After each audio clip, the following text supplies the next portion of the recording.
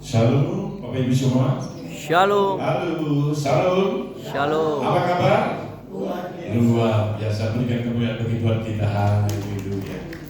Tidak pada minggu pertama di bulan Mei, kita bersyukur masih disertai Tuhan dalam keadaan sehat. Mari kita tundukkan kepala kita berdoa ucap syukur. Selamat sore Bapak, selamat sore Tuhan Yesus, selamat sore Roh Kudus, kita ucap syukur. Sore yang indah ini kami boleh datang menghampiri Engkau Tuhan. Sebelumnya sucikan kuduskan ampuni kalau kami ada salah pada hadapan-Mu. Dengan kuasa darah-Mu Yesus Kau kuduskan tubuh jiwa kami. Sehingga setiap korban pujian yang kami naikkan boleh berkenan di hadapan-Mu. Melalui baik hamba-Mu yang melayani juga sedang jemaat sore yang hari ini yang hadir, kami siap diberkati. Baik lewat pujian khususnya firman Tuhan. Terima kasih. Mari Roh Kudus kita muliakan Bapa. Di dalam nama Tuhan Yesus, bila kerajaan datang boleh kami jadi. Dan siap memuji Tuhan, katakan sama-sama.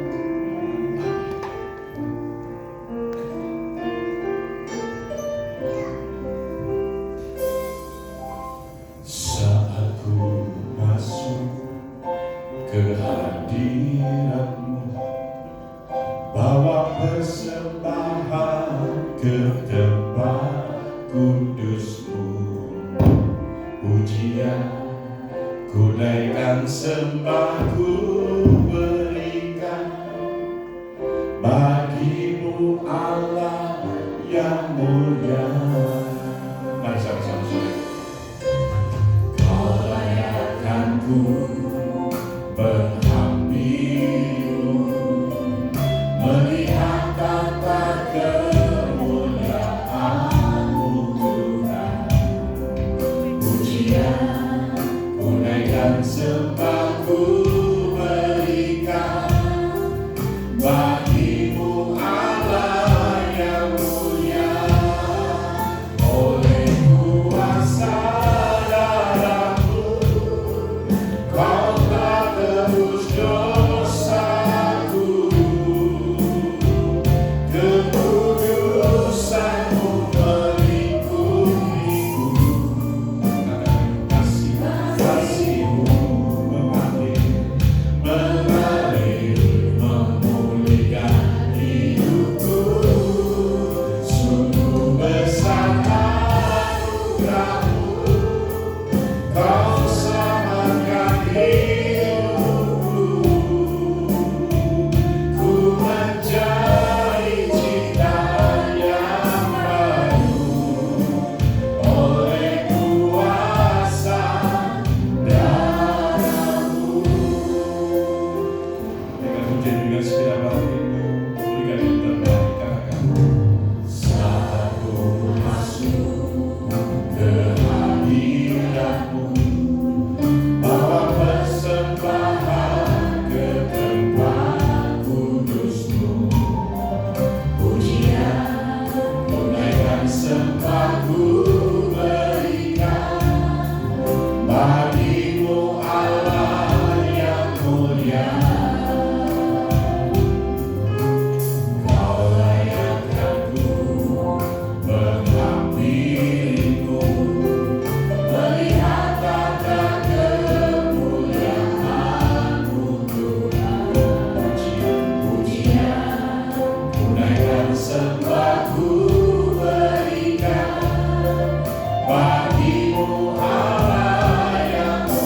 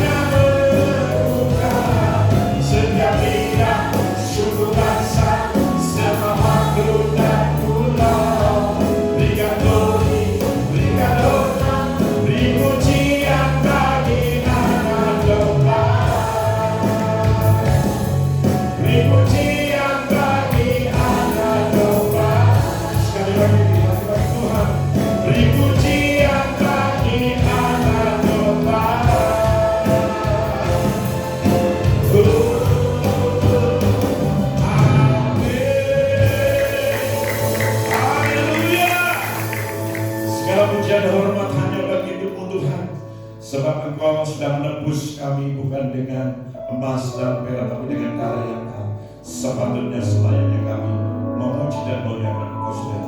Yang siap memuji Tuhan katakan sama-sama. Amin. Sekali lagi dengan Tuhan kita. Kita sudah dikatakan senyum selalu. Haleluya. Mari bangsakan nama Tuhan. Katakan sama-sama.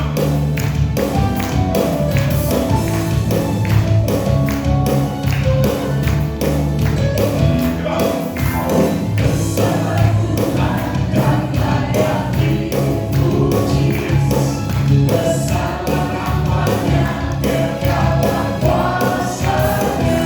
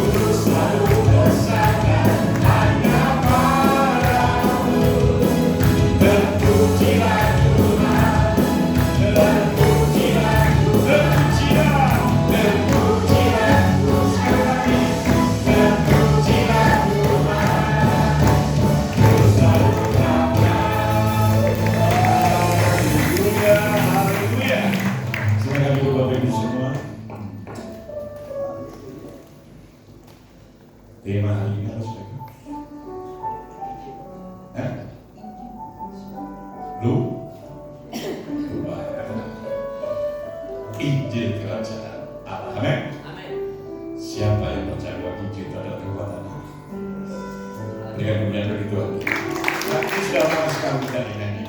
Katakan sama-sama.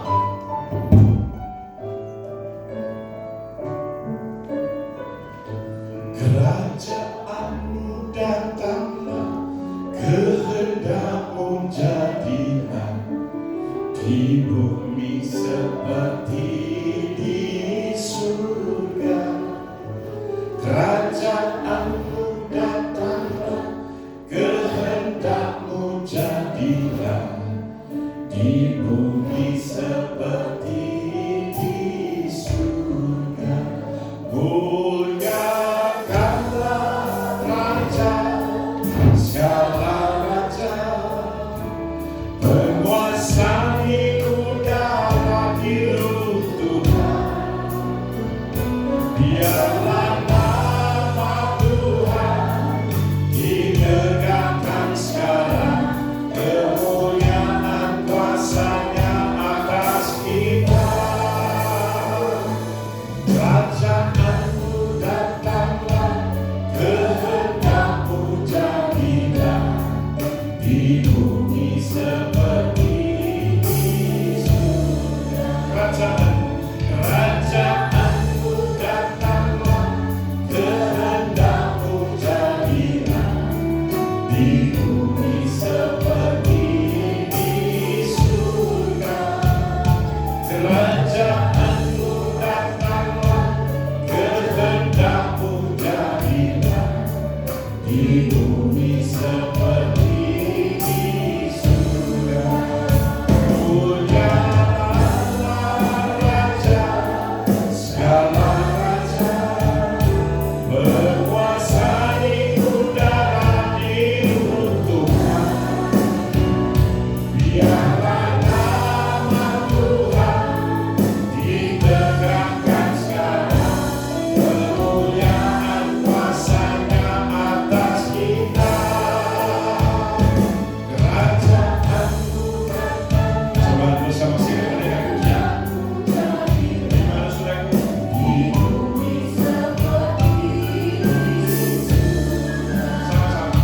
Kerajaanmu datanglah, kehendakmu jadilah di bumi seperti di surga. Kerajaanmu datanglah, kehendakmu jadilah di bumi seperti di surga. Muliakanlah Raja, segala raja, berkuasa di udara diruntuhkan. Biarlah nama Tuhan ditegakkan sekarang, kemuliaan kuasa-Nya atas kita. Kerajaanmu datanglah, kehendakmu jadilah di bumi seperti di surga. Muliakanlah sama Bapaknya, berkuasa di udara diruntuhkan. Biarlah nama Tuhan ditegakkan sekarang, kemuliaan kuasa-Nya atas kita. Kerajaanmu datanglah, kehendakmu jadilah di bumi seperti di surga. Di bumi seperti di surga.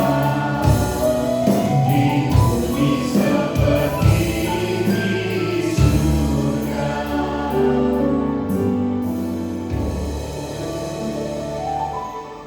Kerajaanmu datanglah, jadilah kehendakmu di bumi sama seperti di surga. Bapa yang baik, Tuhan yang penuh dengan kemurahan, di awal bulan Mei ini kami boleh menapaki bulan dengan bersama-sama memulai dalam ibadah. Kami bersyukur untuk waktu yang baik di sore hari ini. Kiranya pemberitaan firman di sore hari ini menolong kami semua untuk bertumbuh dalam takut akan Tuhan. Terpujilah Tuhan yang mempunyai kerajaan, yang kehendaknya dimuliakan di bumi dan di surga. Terpujilah Tuhan, dalam nama Tuhan Yesus kami berdoa. Amin. Silakan duduk.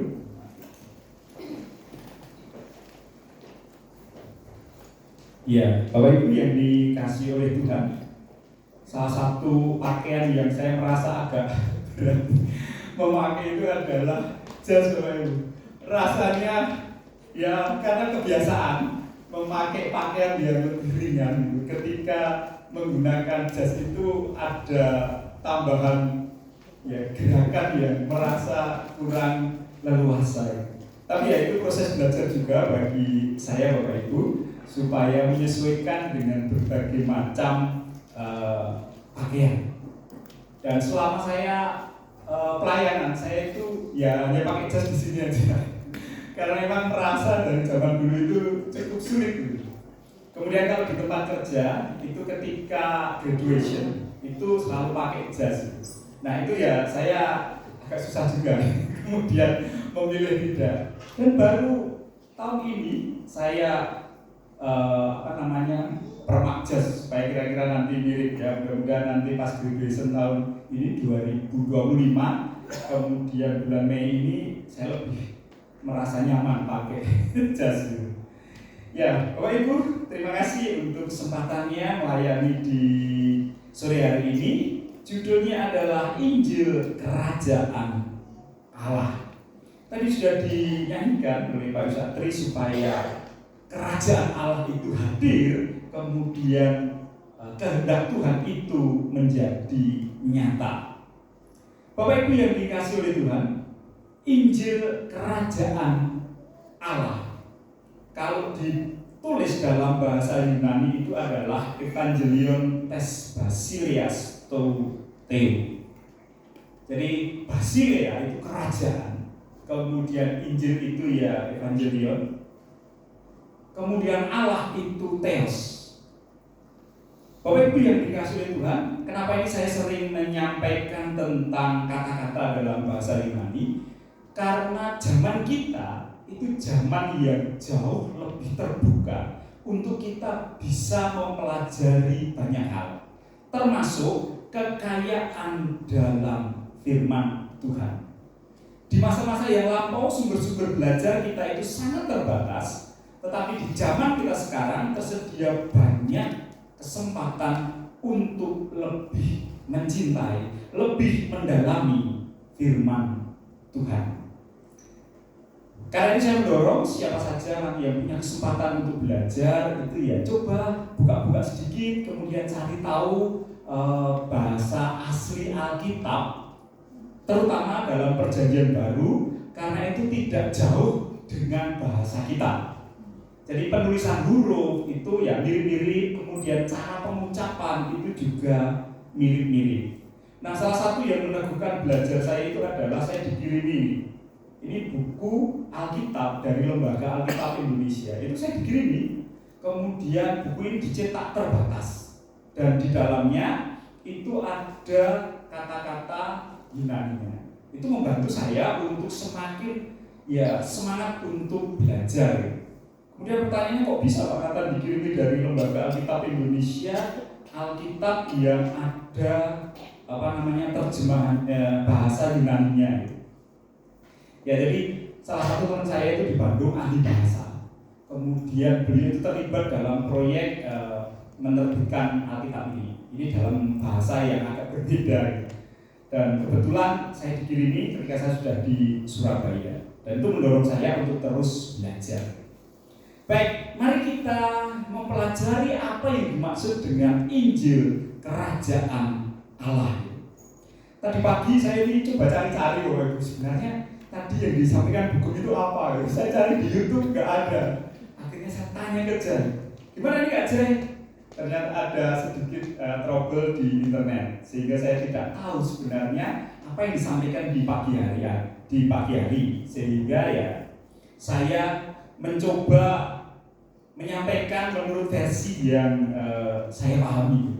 Jika saya itu tahu paginya temanya yang sama, kemudian menyampaikan hal yang sama, saya itu bisa istilahnya meramu-ramu supaya nanti informasinya itu tidak jauh atau informasinya mungkin malah bertolak belakang dengan yang disampaikan di pagi hari. Karena salah satu visi dari tema yang diberikan oleh gereja itu supaya pagi dan sore itu menerima hal yang sama, informasi yang sama, sehingga kita bisa memperoleh kesepahaman tentang pembelajaran di gereja kita ini. Nah, Injil Kerajaan Allah itu ada dua yang saya pisah. Satu kata Injil, kemudian kata yang kedua atau frasa yang kedua itu adalah Kerajaan Allah. Bapak Ibu yang dikasih oleh Tuhan, Injil itu bicara tentang bagaimana berita itu sampai kepada kita, kemudian menjadi keselamatan bagi kita secara pribadi. Jadi pesan Injil itu ketika diwartakan, tujuannya adalah supaya kita memperoleh keselamatan pribadi. Nah, tadi sudah dikutipkan oleh Pak Pendeta Satri, Injil itu adalah kekuatan Allah. Untuk apa ya? Untuk menyelamatkan kita. Itu tugas yang diberikan oleh Allah untuk istilah yang kita sebut sebagai Injil. Jadi ketika Injil itu diberitakan, itu ada tujuannya supaya apa? Supaya setiap orang yang mendengar memperoleh iman di dalam namanya. Iman itu timbul dari pendengaran, pendengaran akan firman Kristus. Jadi berita Injil, berita yang mengisahkan tentang perjalanan Yesus sampai ke kayu salib dan apa misinya, itu pokok pemberitaannya. Supaya apa? Supaya orang menerima keselamatan secara pribadi. Jadi kata yang penting yang membuat kita itu masuk ke dalam suatu gerbang yang besar yang dinamakan Kerajaan Allah itu adalah ketika kita mendengar berita Injil itu dan memperoleh keselamatan di dalam nama Yesus. Bapak Ibu yang dikasihi Tuhan, dan zaman kita ini zaman yang sekali lagi zaman yang sangat berubah gitu. Bagaimana Injil itu berkembang di tengah-tengah bangsa Indonesia yang sangat beragam ini. Nah, tetapi Bapak Ibu yang harus kita ketahui adalah ternyata di Indonesia kekristenan itu pertumbuhannya negatif. Itu ketika saya ikut seminar riset tahun 2024 itu dari bilangan riset center DRC itu, kemudian diceritakan bagaimana kekristenan di Indonesia itu apakah tambah jiwa atau tidak. Jawabannya malah minus, Bapak Ibu, minus 1%. Jadi kekristenan di Indonesia ternyata tidak berkembang. Kita ini mungkin berpikir pada masa sekarang, penginjilan begitu gencar melalui media sosial dan lain-lain. Tetapi ternyata dampaknya terhadap pertumbuhan jumlah orang Kristen di Indonesia itu tidak ada negatif. Yang bertumbuh itu cuma 2 provinsi, satu Bali, kemudian yang kedua adalah Jakarta. Kemudian ketika di tracing, dicari tahu kenapa penyebabnya, ya karena orang pindah aja, cari kerja dari desa, dari daerah ke Jakarta, kemudian bertambah banyak orang Kristen di Jakarta. Kemudian ke Bali juga begitu polanya. Nah, salah satu yang disoroti di dalam riset itu adalah, salah satu penyebabnya adalah ternyata produktivitas orang Kristen itu sangat merosot. Apa yang dimaksud dengan produktivitas? Satu, menunda perkawinan. Kemudian setelah perkawinan, jawabannya rata-rata orang Kristen itu adalah, saya tidak ingin repot punya banyak anak. Risikonya pertumbuhan Kristen itu ya jadi lebih sedikit gitu. Bapak Ibu bisa cek juga di dalam lingkungan kita. Kemudian orang menikah anaknya 1, 2 gitu. Udah 2 udah lumayan, udah lebih berani gitu. Atau yang sudah menikah itu banyak yang sekarang yang anak muda child free gitu. Itu membuat kekristenan di Indonesia, berita Injil itu semakin tidak dikenal secara luas dalam keluarga-keluarga Kristen.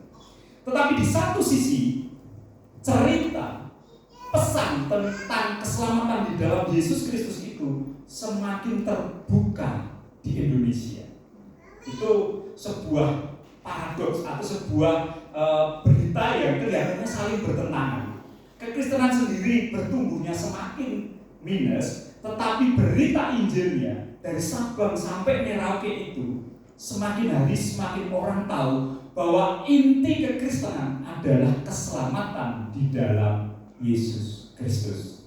Itu yang terjadi di Indonesia.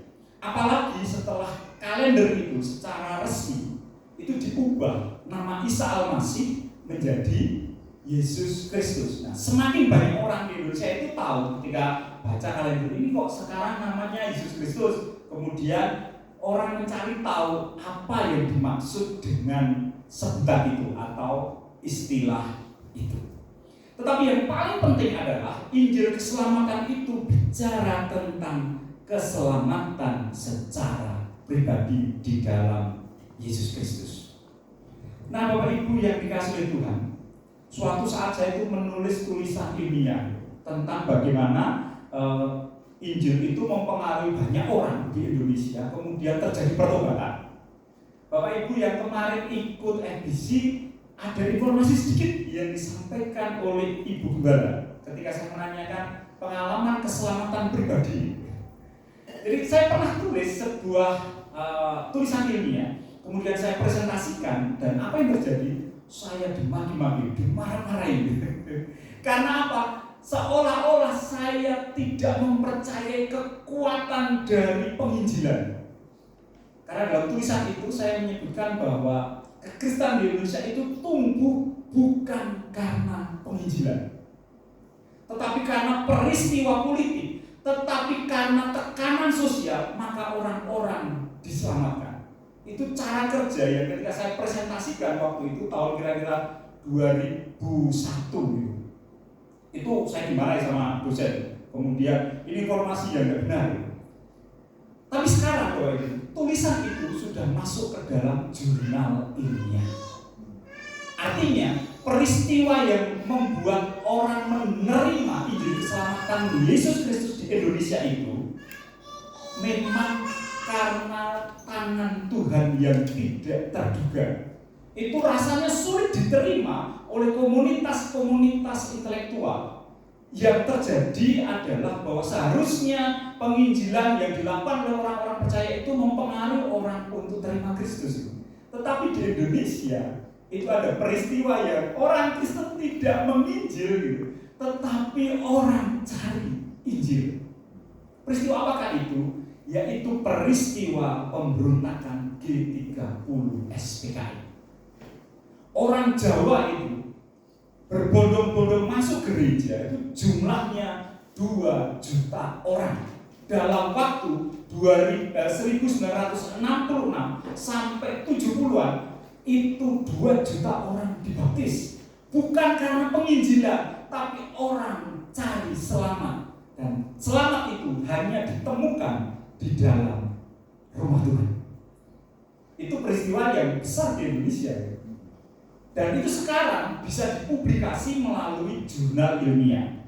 Kalau Bapak Ibu tidak percaya, ketik di Google kemudian konversi G30 SPKI atau konversi pasca komunis itu akan disebutkan cerita tentang keselamatan Injil Yesus Kristus itu menjangkau Indonesia. Kalau tadi saya menyebutkan suku Jawa, itu saja GKJ, Gereja Kristen Jawa, itu nambah 2 juta. Kemudian di tempat-tempat yang lain ya banyak. Nah, itu artinya apa Bapak Ibu? Bahwa memang kadang-kadang Tuhan membuat kegerakan keselamatan itu sepertinya tidak ada jalan yang bisa ditembus oleh kekristenan, tetapi Tuhan membuka jalan yang besar melalui cara-cara yang ajaib. Dan itu perlu kita terus dengar-dengar dengan Tuhan. Sebenarnya yang dimaksud untuk menyampaikan Injil Yesus Kristus di zaman kita itu seperti apa? Nah, itu tugas kita untuk selalu mendengarkan bagaimana Tuhan berkarya untuk Indonesia. Kemudian yang kedua adalah kata kerajaan Allah. Kata kerajaan Allah itu menceritakan tentang konsekuensi hidup Yesus sebagai Raja, Tuan, Tuhan, Bos, Majikan, Gusti. Itu makna yang muncul dalam pengertian kerajaan Allah, bahwa rajanya itu adalah Allah sendiri, yaitu Yesus Kristus. Yesus sebagai Raja, sebagai Tuan, sebagai Tuhan, sebagai Bos, Majikan, atau dalam bahasa Jawa itu Gusti. Dan makna itu sekarang mulai disebarluaskan, dibuat mengerti bahwa yang dimaksud kata Tuan, kurios dalam bahasa Alkitab itu sama dengan kata Tuhan dalam perbendaharaan bahasa Indonesia kuno. Saya ulangi Bapak Ibu, kata Tuan itu maknanya sama persis dengan kata Tuhan dalam pengertian bahasa Indonesia yang kuno. Jadi Tuan, Tuhan itu sama. Nah, di zaman kita ini orang memahami kata Tuhan itu sebagai pencipta langit dan bumi. Itu bahasa yang kita kenal di zaman kita. Padahal aslinya kata Tuhan, kurios itu artinya ya bos kita, tuan kita, majikan kita, Gusti kita. Jadi ketika bahasa itu semakin dijelaskan di Indonesia, orang mulai berpikir, berarti Pancasila itu, ketuhanan yang Maha Esa itu, makna ketika itu diambil dari bahasa Sanskerta, itu menjadi sebuah diskusi yang menarik. Ketika tahu bahwa kata tuan, majikan, atau bos itu sama dengan kata Tuhan. Jadi ketika kita membaca Alkitab, kemudian kita melihat kata Tuhan, dalam bahasa Yunani-nya itu kurios, bukan YHWH. Nah, kurios itu artinya Lord dalam bahasa Inggris, majikan atau bos dalam bahasa Indonesia sehari-hari. Nah, dalam bahasa Arabnya itu namanya Rob. Dan itu sekarang menjadi pengetahuan yang disampaikan lebih jelas lagi di Indonesia. Saya kutipkan dari penjelasan Lembaga Alkitab Indonesia di Alkitab yang saya pegang ini. Walau demikian, ada beberapa perubahan, antara lain edisi kali ini memakai ejaan bahasa Indonesia yang disempurnakan EYD 1972 sebagai ganti ejaan yang lama. Tata bahasa modern yang baku di Indonesia pada saat ini dipakai menggantikan tata bahasa yang lama. Istilah-istilah yang sudah tidak lazim diganti dengan istilah-istilah yang umum dipakai sekarang ini, seperti bini menjadi istri, tasik menjadi danau, Greek menjadi Yunani, jin yang najis menjadi roh jahat. Dalam naskah asli kitab Injil bahasa Yunani sering muncul istilah kurios yang mengandung beberapa arti, antara lain tuan, pemimpin, pemilik, penguasa, junjungan, atau Tuhan. Dalam edisi yang pertama, kata umumnya kurios diterjemahkan menjadi rabi dari kata dasar rab, jika itu yang dimaksudkan adalah Al-Masih.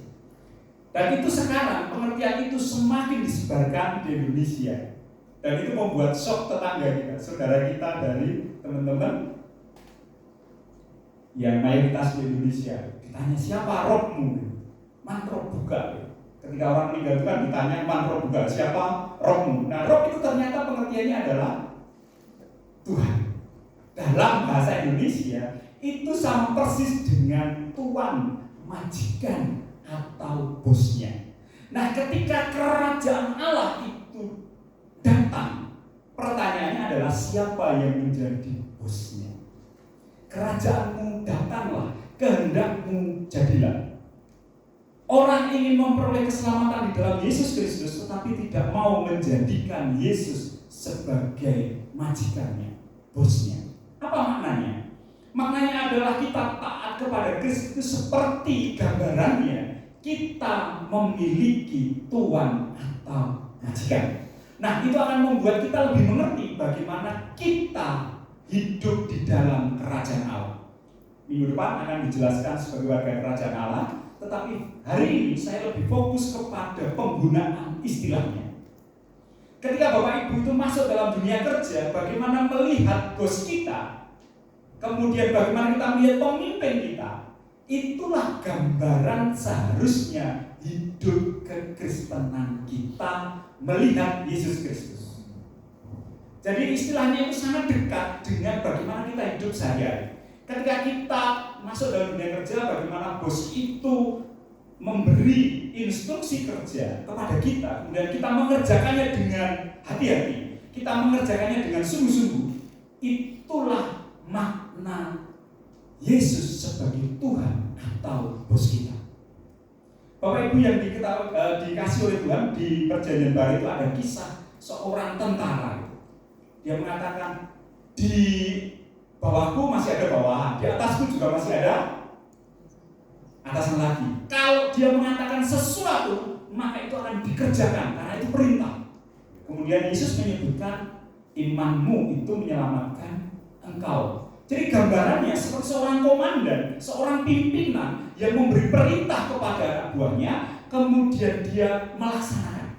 Itu yang dimaksud dengan menjadikan Tuhan itu raja segala raja. Gambarannya seperti itu. Apakah ada dalam dunia kerja ketika kita memperoleh orderan kerja, kemudian kita itu klewes-klewes? Kan enggak. Pasti niatnya itu saya selesaikan sebaik-baiknya. Itulah gambaran. Ketika kita menerima perintah yang dinamakan firman Tuhan untuk kita kerjakan, kita itu mengerjakannya seperti ketika kita memperoleh order kerja dari pemimpin kita dalam dunia kerja. Itulah yang dinamakan masuk ke dalam kerajaan Allah. Dan itu sebenarnya membuat kita lebih rileks, lebih sederhana memahami bagaimana relasi kita dengan raja di atas segala raja, yaitu Tuhan Yesus Kristus.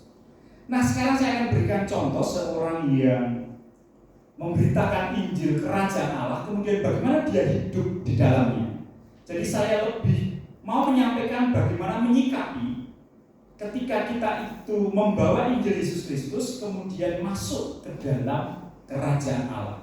Siapa dia yang kita akan belajar, yaitu dari Rasul Paulus. Kisah Para Rasul 20 ayat 24 sampai 25 TB2. Nah, di terjemahan yang lama, tetapi aku tidak menghiraukan nyawaku sedikit pun, asal saja aku dapat menyelesaikan pertandingan dan pelayanan yang telah kuterima dari Tuhan Yesus, yaitu untuk memberi kesaksian tentang Injil kasih karunia Allah. Dan sekarang aku tahu bahwa tidak seorang pun dari kamu yang pernah kukunjungi dan kepada siapa aku memberitakan kerajaan Allah akan melihat wajahku lagi. Itu terjemahan TB, tapi TB2 kata-katanya dirubah posisi subjek dan predikatnya. Kemudian objeknya juga dirubah. Nah, saya akan menyampaikan 2 poin saja yang berkaitan dengan seorang yang bernama Rasul Paulus itu ketika dia menyikapi Injil kerajaan Allah. Yang pertama, Injil kerajaan Allah adalah Injil kerajaan Allah adalah amanat yang mengubah prioritas hidup.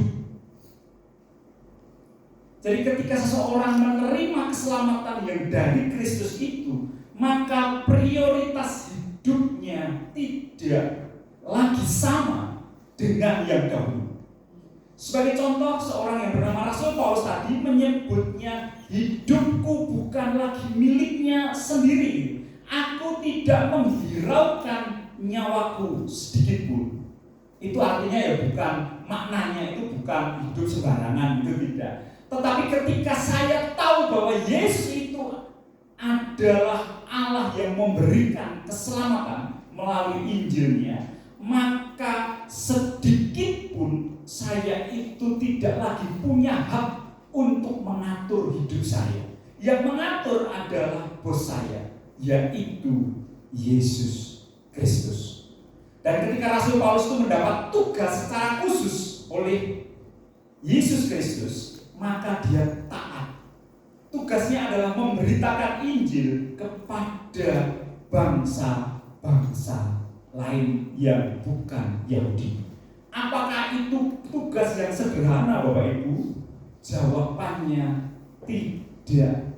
Kenapa? Terjadi gegar budaya atau culture shock ketika seorang Yahudi kemudian memiliki keyakinan, memiliki pandangan bahwa keyahudian itu sebagai hak istimewa yang dimiliki, kemudian dia harus masuk kepada berita, memberitahu kepada bangsa lain bahwa kalian juga memperoleh kasih Kristus.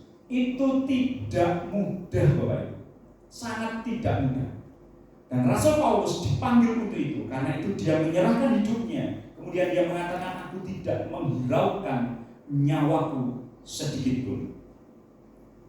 Injil Kerajaan Allah adalah kabar bahwa Yesus adalah Raja. Dan hidup kita sekarang tunduk pada otoritas dan misinya.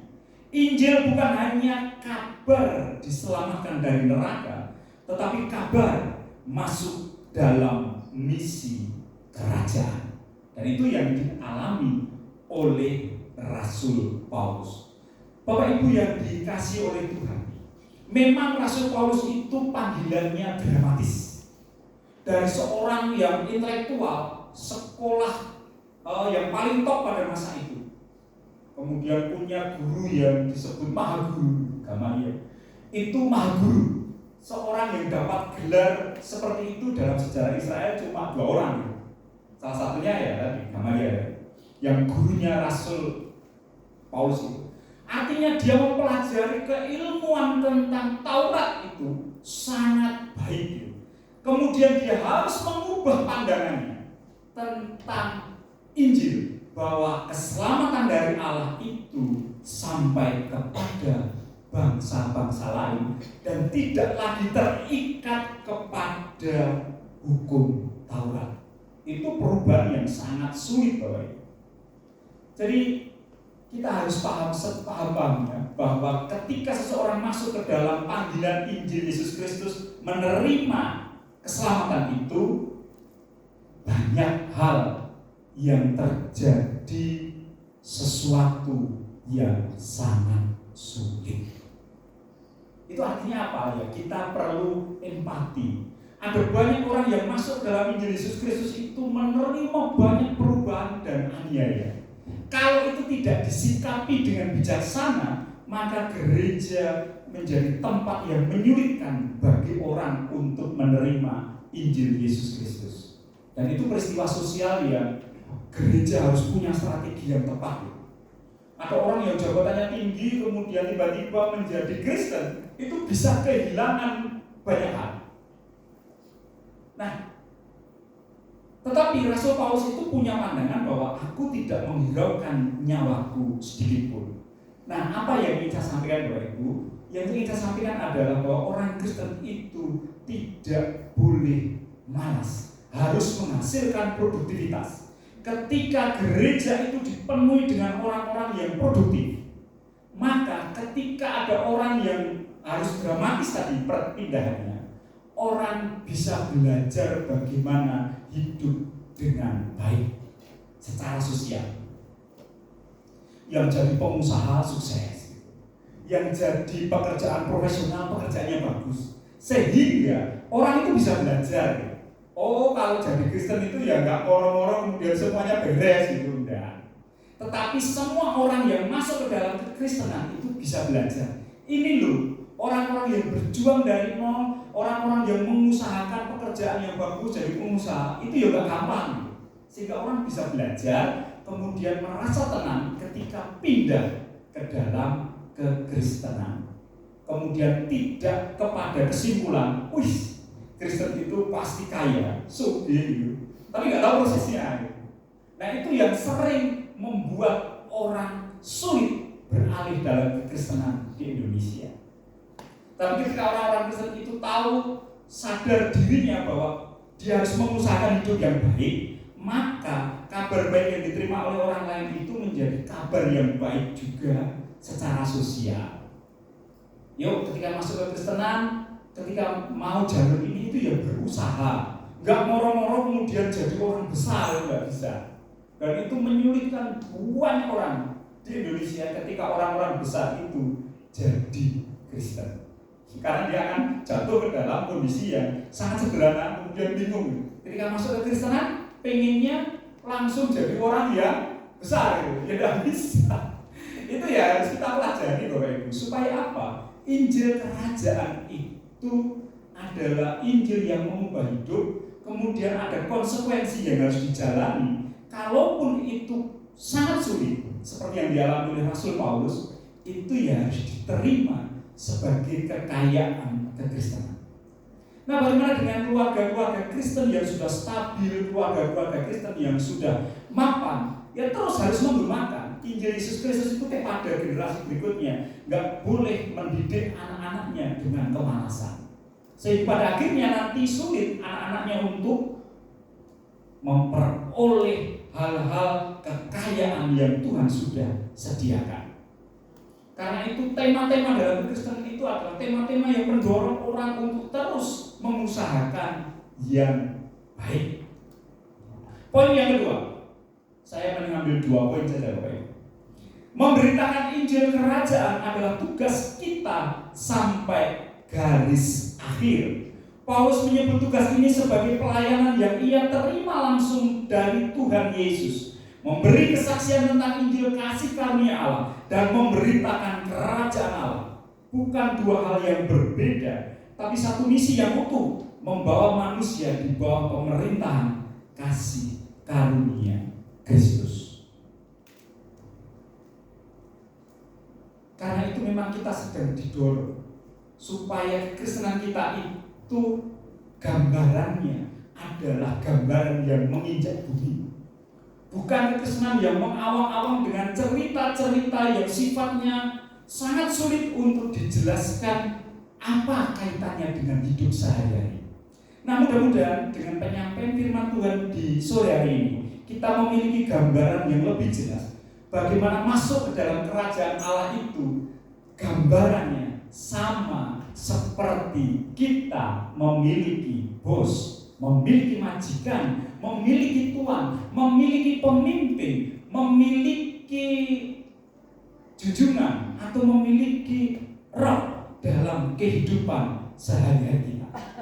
Nah, itu akan membuat kita lebih hati-hati membawa berita yang besar itu, yaitu Injil Yesus Kristus, kemudian mendorong orang-orang masuk ke dalam kerajaan Allah. Itu kita menjadi lebih hati-hati. Supaya apa? Supaya setiap orang yang masuk dalam kerajaan Allah itu sadar, tahu, mengerti bahwa konsekuensinya tidak mudah.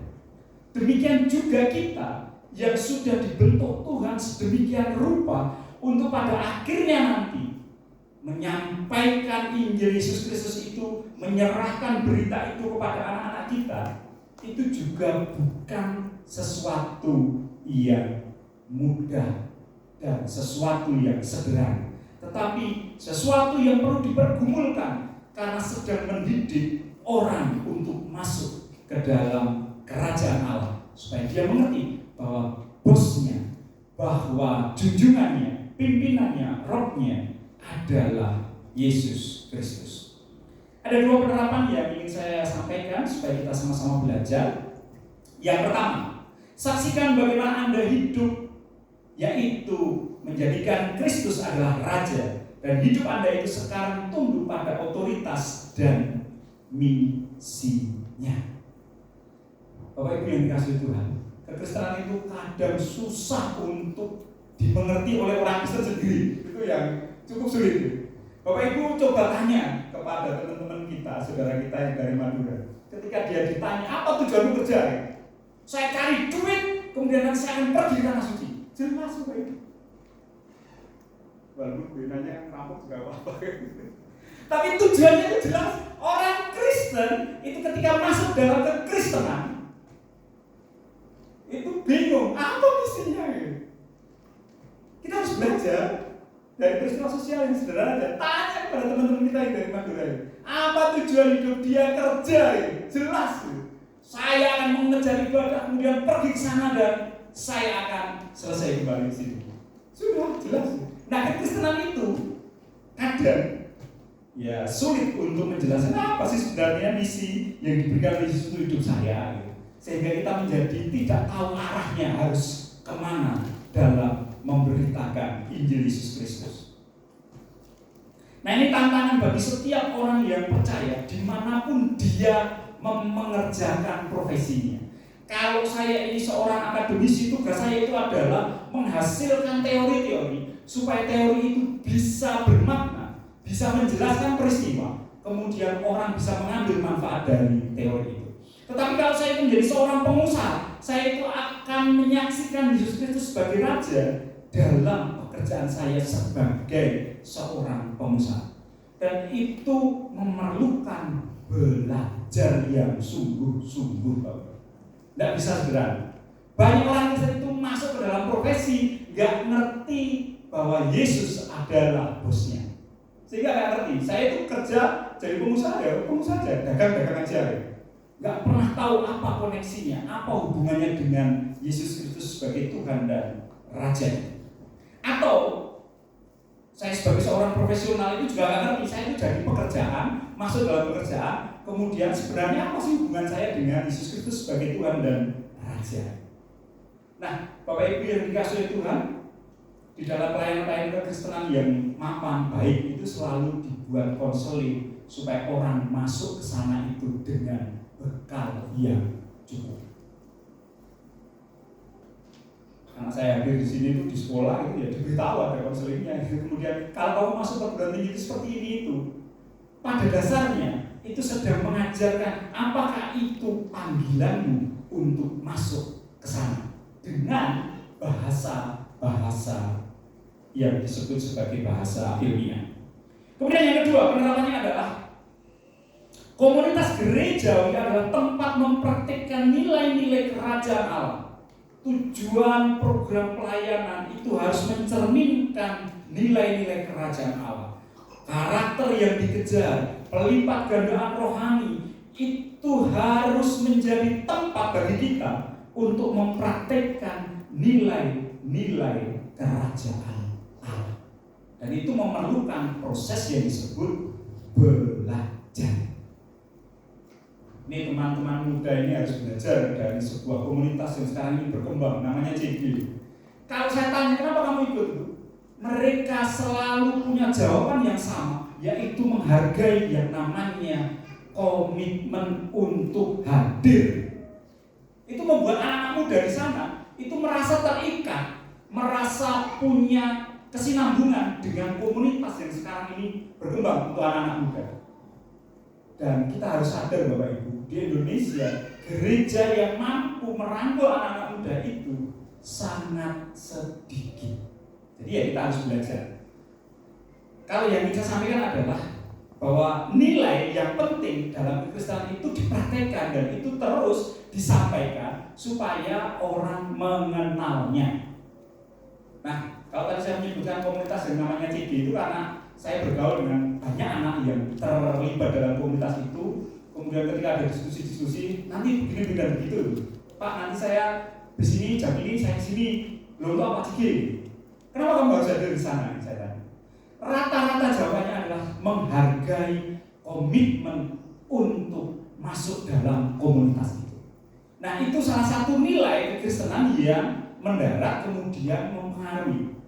Seandainya anak-anak kita di JOL itu kenapa masuk itu punya jawaban yang sifatnya adalah nilai Kristen, itu akan sangat membantu kita untuk lebih mengerti bahwa pelayanan kita itu sedang mempraktekkan nilai-nilai kerajaan Allah. Demikian juga dengan pelipat gandaan rohani. Itu jika dikerjakan dengan sungguh-sungguh, maka pelipat gandaan rohani itu menjadi tempat bagaimana karakter, kemudian tujuan kerajaan Allah itu diwujudkan dalam praktek yang sesungguhnya. Sebagai penutup, di masa yang lalu, kenapa kita itu sangat giat untuk family altar? Jawabannya sama gitu. Tapi sekarang kenapa tidak bisa itu? Ya karena kita tidak lagi menemukan sebuah nilai atau karakter tertentu yang sedang dikejar dan itu ada dalam komunitas. Nah sekarang kita sedang berproses di gereja ini, mari kita saling bahu-membahu bahwa ada nilai-nilai yang sedang dikejar oleh gereja ini, yaitu nilai-nilai kerajaan Allah, dan itu akhirnya menghidupkan kita untuk semakin mengejar panggilan dalam Yesus Kristus. Tahukah Bapak Ibu bahwa kita ini semakin lama semakin adem di gereja ini? Itu dilihat sebagai proses bahwa tangan Tuhan bekerja ya. Tidak umum ya. Lihatlah bagaimana proses perkembangannya itu dalam 5 tahun terakhir itu. Nah, ketika kita mampu melihat itu sebenarnya, oh ya Tuhan sedang mendorong kita, membentuk karakter kita, supaya nilai-nilai yang kita kejar dalam pelayanan di tempat ini adalah nilai-nilai kerajaan Allah.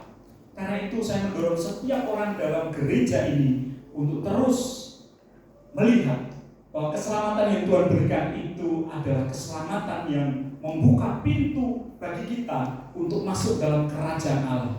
Bahwa Yesus adalah rajanya, bosnya, Tuhan kita. Sehingga apa yang kita kerjakan itu adalah karena kita mengenal panggilan kita secara khusus yang Tuhan berikan.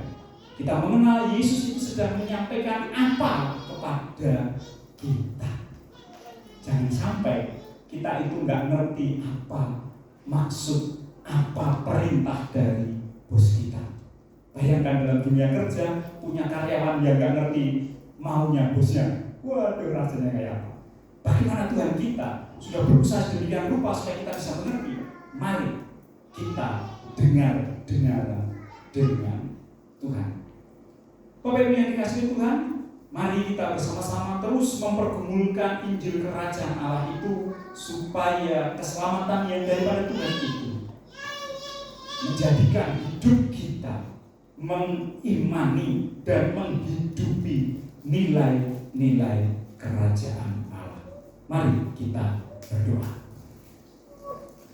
Bapa yang baik, Tuhan yang penuh dengan kasih dan kemurahan, kami sangat bersyukur untuk Injil Yesus Kristus yang sampai kepada hidup kami, sehingga kami yang dahulunya tidak layak untuk disebut sebagai anak-anak Allah, sekarang memperoleh kemuliaan sebagai anak-anak Allah.